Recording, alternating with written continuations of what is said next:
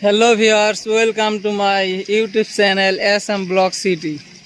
আজি আমি আহিছোঁ মানে আপোনাৰ যি বানপানীৰ এটা ৰূপ ধাৰণ কৰিছে সেই বানপানী দেখুৱাবলৈ মই আহিছোঁ আপোনাৰ বৰপেটা জিলাৰ যি নগাঁও সেই নগাঁৱত আহিছোঁ আৰু নগাঁও আৰু ভাতগাঁও যি মাজৰখিনি ৰাস্তা আছে একদম মানে বহুত পানী গৈ আছে সো ইয়াতে আপুনি বাইক অথবা কিবা গাড়ীৰে আহিব নোৱাৰি ভিতৰলৈ সোমাই যাবলৈ মই চেষ্টা কৰি আছোঁ আৰু আপোনালোকক দেখাই আছোঁ। মোৰ সন্মুখত দেখিবলৈ পাইছে এয়া কোনো নদী বা বিল নহয়, এয়া হৈছে গুৱাহাটীৰ পৰা বৰপেটা ৰোডলৈ যোৱা অতি কম সময়ৰ ভিতৰত যোৱা এখন ৰাস্তা আৰু এই ৰাস্তাৰে আপুনি গুৱাহাটীৰ পৰা বৰপেটালৈ অতি কম সময়ত যাতায়াত কৰিব পাৰে। আজি এই ৰাস্তাৰ দুৰৱস্থা আপোনালোকে চাওক, এইটো বাঢ়নি পানীয়ে এই ৰাস্তা প্ৰায় 2 ফুট ওপৰেৰে পানী বৈ গৈ আছে আৰু এই ৰাস্তাত আপোনাৰ গাড়ী চলাচল বৰ্তমান বন্ধ হৈ আছে।